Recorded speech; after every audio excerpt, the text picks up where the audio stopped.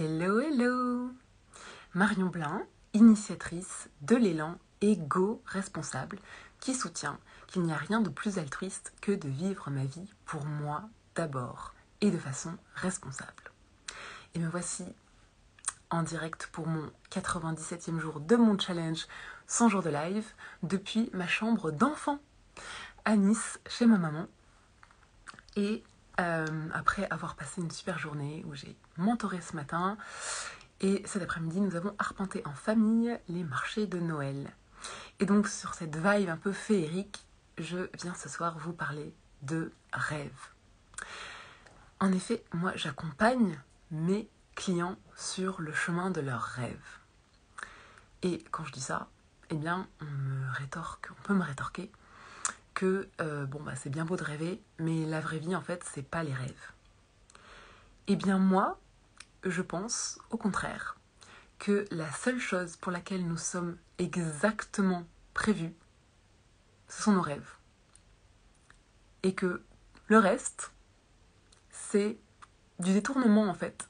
Du détournement par nos conditionnements. Pour moi, quand on ne finit pas par vivre nos rêves, quand on ne réalise pas nos rêves, nos vrais rêves, je vais expliquer ce que j'entends par là, quand on ne réalise pas nos rêves, quand on ne vit pas nos rêves, pour moi, il y a une erreur dans le système. Pour moi, nous sommes prévus pour vivre nos rêves. Donc, je vais m'expliquer, bien sûr. Quand, dans mes nombreux lives, en fait, je parle un petit peu de ce que j'entends par... Quand je parle de moi, j'entends...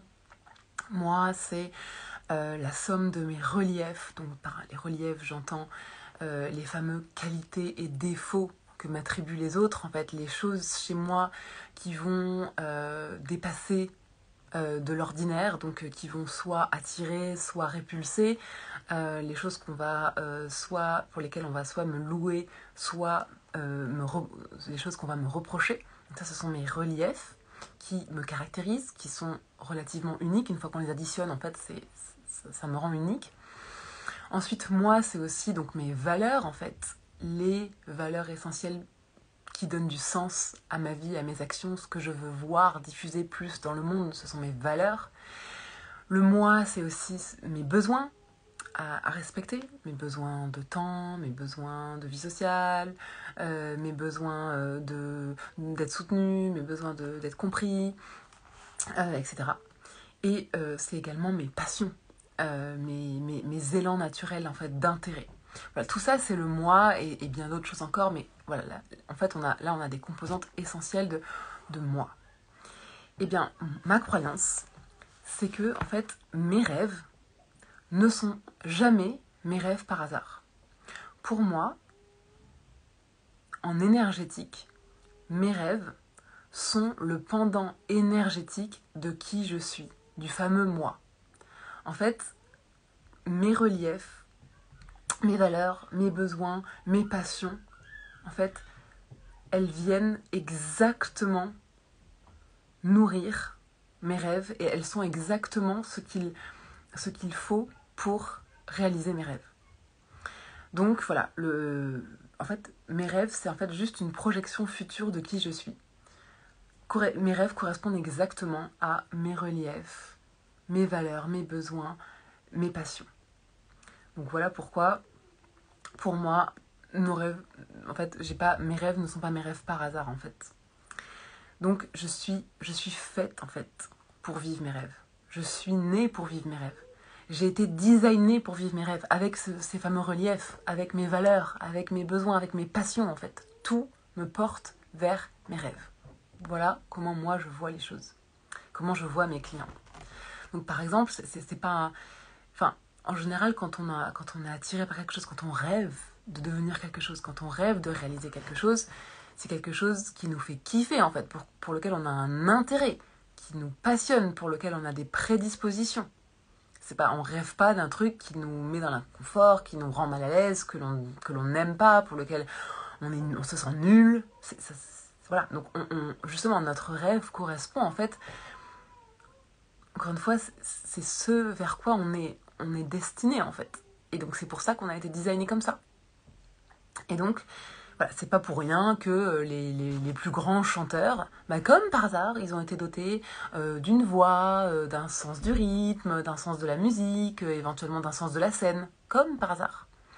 C'est pas pour rien que les plus grands sportifs, naturellement, à la base, ils avaient en général des prédispositions.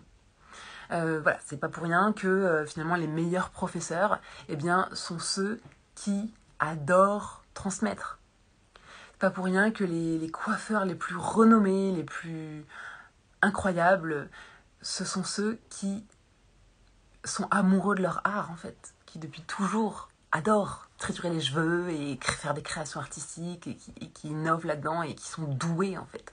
C'est pas pour rien. C'est pas un hasard, ça. Et donc, voilà, toutes ces personnes, ils étaient faits pour leurs rêves. Et donc, on peut objecter le fait que, dans certains pays, par exemple, on prend les enfants au berceau et puis on leur impose en fait de s'entraîner à fond pour, je sais pas moi, devenir pianiste je sais pas moi, nageur professionnel. Et à force d'entraînement, à force vraiment de forcer le truc, ils deviennent effectivement numéro 1 mondial, de renommée mondiale, etc. Donc on peut me dire, du coup, ils n'étaient pas passionnés forcément à la base, et pourtant, ils accèdent à l'excellence. Mais moi, je parle pas de performance, je parle de rêve. Donc ces gens-là, ils ont accédé à un niveau incroyable de performance. Ils ont réalisé le rêve des autres. Le rêve de leurs parents, le rêve de leurs profs, le rêve d'un agent qui passait par là et qui les a repérés et qui a dit toi tu seras ma prochaine vedette. Mais donc, moi je parle pas de vivre le rêve des autres et je parle pas de performer. Je parle de vivre ses propres rêves. Donc c'est vraiment différent. Je me fiche complètement d'accompagner mes clients pour réaliser le rêve des autres, le rêve de leurs parents ou le rêve de leurs amis ou le rêve de leurs compagnons. Donc l'idée c'est que je vais un petit peu expliquer ce que j'entends par rêve. Pour moi, en fait, mon rêve, c'est le truc le plus dingo, genre le plus extraordinaire, le plus excitant, le plus réjouissant pour moi et pour lequel je suis certaine que je suis faite. Donc, mon rêve, c'est pas le truc le plus populaire, à la mode, je sais pas, qui fait rêver la société, genre être milliardaire dans un palace, voilà. Pour moi, c'est pas le truc générique, un rêve extérieur, le truc populaire. Pour moi, c'est pas ça un rêve. Pour moi, voilà, mon rêve, c'est pas non plus le truc le plus dingue auquel je puisse penser. Genre, mais si je devenais la rockstar la plus incroyable de renommée intersidérale pour les millénaires et les millénaires prochains. Ça, c'est un super rêve, ça. Donc c'est pas le plus dingue auquel mon cerveau puisse imaginer. C'est pas ça mon rêve. Et mon rêve, à l'inverse, c'est pas non plus le truc. En fait, mon rêve, c'est pas non plus le truc pour lequel j'ai besoin de savoir exactement comment je vais faire. Et donc, du coup, comme c'est maîtrisé, du coup, c'est un rêve, puisque, en fait, au moins, je suis sûre de pouvoir le réaliser. Donc, genre, si jamais je cours un 10 km en 1 heure, mon rêve, c'est pas de le courir en 59 minutes, 59 secondes. Donc, voilà. Pour moi, mon rêve, c'est, encore une fois, le truc le plus dingue pour moi, qui me fait triper pour moi, le plus dingue pour moi, et qui se trouve dans ma fréquence de certitude. C'est-à-dire que, quelque part, toutes les cellules de mon corps savent que je suis appelée à devenir ça, à vivre ça. C'est comme si, je sais pas, je savais intérieurement que je suis née pour ça, en fait, que ça m'attend. C'est ce qui m'appelle, en fait. Personne ne le sait, j'ose pas le dire, j'ose pas m'affirmer avec ça. Dans la plupart du temps, c'est ça. Mais moi, je sais que c'est ça qui me fait vibrer, je sais que c'est ça qui m'attend, je sais que je suis née pour ça, en fait. Donc voilà, c'est encore une fois, quand je dis c'est le truc le plus dingue, c'est-à-dire que on n'est pas en train de viser un truc, on a besoin de savoir exactement, de maîtriser exactement comment, et du coup, c'est crédible. Non, ça peut être un truc dingue. Par contre, c'est dingue pour moi. Pas pour la société, pas pour mes parents, c'est dingue pour moi. Ça me parle à moi, ça m'appelle moi. Et c'est dans ma fréquence de certitude. C'est-à-dire que mon corps sait que c'est fait pour moi. C'est pas mon cerveau qui le sait, c'est mon corps. Et donc, par exemple, pour illustrer la fréquence de certitude, en fait, voilà, si quelqu'un vient me voir au départ en me disant oh là là, moi j'adore la chanson et je crois que mon rêve, en fait, ce serait d'être une légende universelle de la chanson à l'échelle planétaire, parce qu'en fait ça me fait trop triper. En fait, je trouve que franchement les stars internationales, c'est trop cool, je veux trop être ça.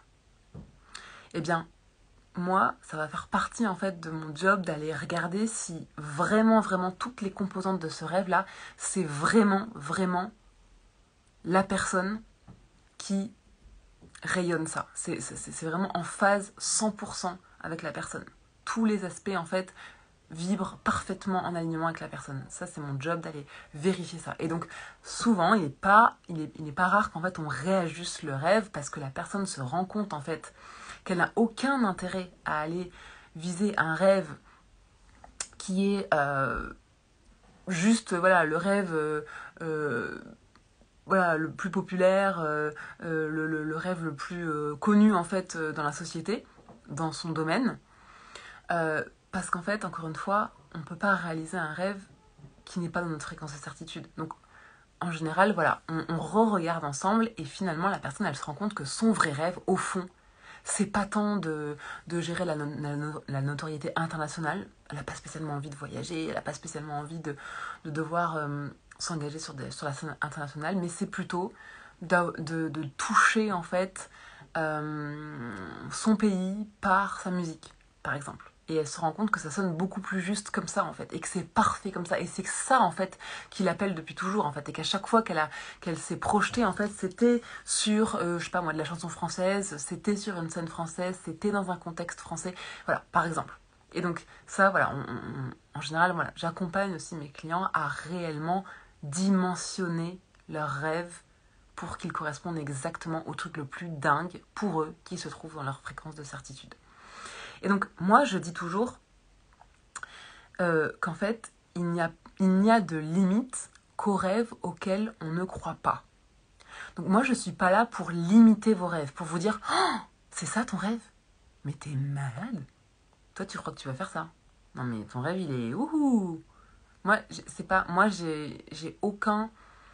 en fait, je suis absolument pas qualifiée pour mettre un plafond aux rêves de mes clients. Pour moi, la seule limite à leurs rêves, c'est quand ils n'y croient plus. C'est quand ils me sortent un truc auquel, en réalité, leur corps ne croit même pas. C'est-à-dire que c'est un truc qui, waouh, ça leur paraît waouh. Ceux qui le vivent, ça leur paraît waouh. Mais en fait, leur corps sait que c'est pas pour eux. Parce qu'en réalité, votre corps, en fait, il sait ce pourquoi vous êtes vraiment fait. Donc quelqu'un qui me dirait ouais non mais moi je suis fait pour avoir une renommée internationale et vraiment un énorme succès à l'échelle planétaire, ça peut être un rêve ça peut être une vision en fait qu'il a entretenue par ses fascinations j'en sais rien moi de l'enfance ou même des stars qui le fascinent, etc., qui l'inspirent, ok. Mais parfois en réalité quand on vérifie avec la personne, le corps de la personne, en fait la personne elle-même nous dit que elle est pas, en réalité elle est pas vraiment faite pour gérer une notoriété planétaire. En fait c'est pas vraiment ce qu'il appelle. En réalité quand elle check vraiment, ce qu'il appelle c'est d'impacter j'en sais rien moi, à une certaine échelle par ce qui la passionne. Mais c'est pas en fait la notoriété. Donc voilà, des fois on réajuste un petit peu à la baisse ou à la hausse. Souvent aussi j'ai des clients qui me disent oh, ce serait dingue, ce serait fou en fait de faire ça, mais en fait mais non mais en fait voilà, moi déjà si je pouvais faire ça, Et non, c'est là qu'on va péter le plafond en fait. Encore une fois, la limite, c'est pas moi qui peux la donner. Moi, je suis qui pour juger de non, ça c'est trop pour toi. Non, moi je pense que ça c'est. Je pense que toi t'as pas été designé pour faire ça. Non, je pense pas. En fait, encore une fois, je suis pas Dieu donc j'en sais rien. Enfin, si on croit en Dieu, je sais pas que je crois en Dieu, mais en fait, je suis pas une intelligence supérieure qui peut dire en fait quel est le bon curseur. En fait, c'est vous. En fait, c'est même pas vous, votre mental, c'est quelque part, on le voit ensemble, c'est votre corps qui me dit en fait où est-ce qu'on met le curseur pour que ça résonne juste pour vous, ça résonne vrai, ça résonne... C'est réaliste pour vous en fait, en réalité. C'est ce qui vous appelle, c'est ce que vous savez qui vous attend. Voilà. C'est comme si moi, mon corps, il avait toujours su, c'est comme si j'avais toujours su qu'au fond, j'étais faite pour vivre dans un pays chaud, au soleil, proche de la nature, et pouvoir respecter mon rythme. Voilà. Ça, c'est comme si, enfin, mon corps, il sait que ça, c'est pour moi, en fait. Il sait que ça m'attend. Donc, voilà, ça, pour moi, ça, c'est un rêve complètement... ça fait partie de mes rêves, en fait, c'est un rêve parce que c'est dingo pour moi, c'est trop cool, ça m'excite trop, c'est trop génial. Et à la fois, ça me parle à moi et je sais que c'est dans ma fréquence de certitude, en fait, c'est fait pour moi, ça. Donc voilà. Ensuite, comme je disais, le rêve, voilà, il doit être... Moi, je limite pas les rêves. En fait, le rêve, il peut être... Comment dire il doit être suffisamment dingue pour qu'on ne sache pas forcément répondre à la question du comment. Parce qu'il y a des gens qui s'empêchent de réellement exprimer leurs vrais rêves parce qu'en fait, ils ne savent pas comment y arriver. Donc, comme ils ne savent pas répondre à comment je vais le faire, ils se disent c'est pas mon rêve. Alors qu'au fond, ils savent très bien que c'est ce qui les fait triper. En fait, ils y reviennent toujours en boucle. Mais comme ils ne savent pas répondre au comment, ils décrètent que c'est pas pour eux. Et donc, le comment, c'est une autre fréquence. Ça n'a rien à voir. En fait. Donc, moi, ce que je fais, en fait, dans mes accompagnements, c'est que on regarde, en fait...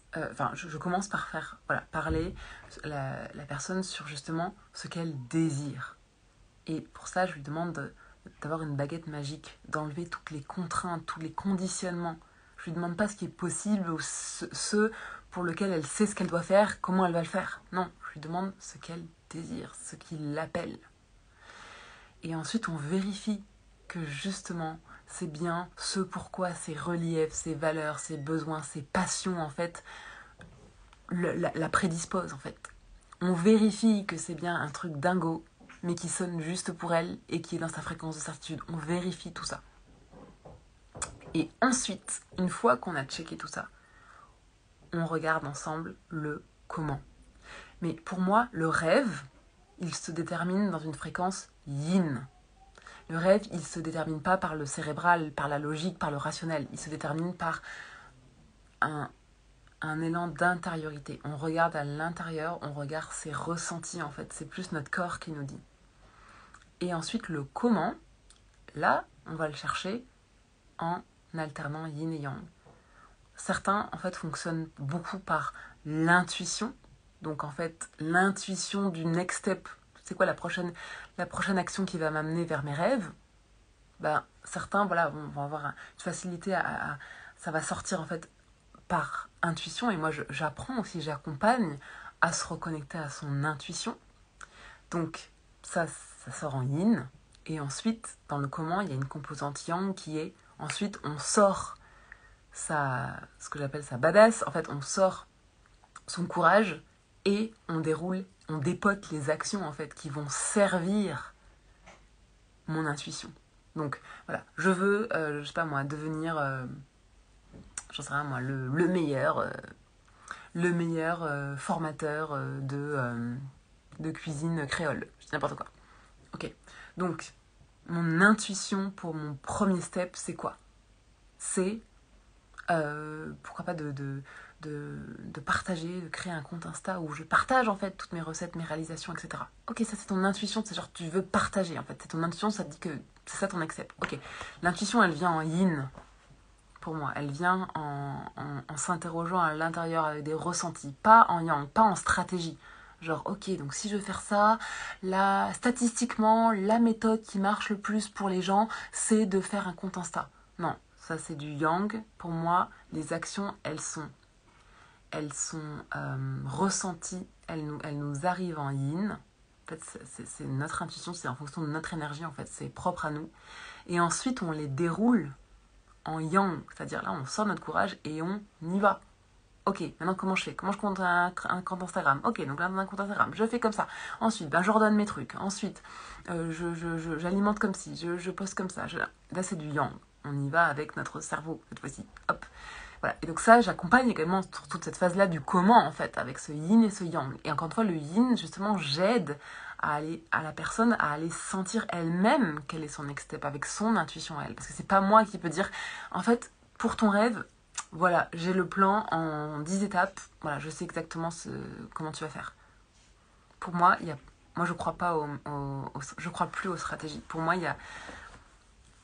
aujourd'hui, on est bombardé de les 5 étapes incontournables pour devenir un écrivain célèbre. Les 3 façons, les 3 tips pour créer le podcast le plus écouté.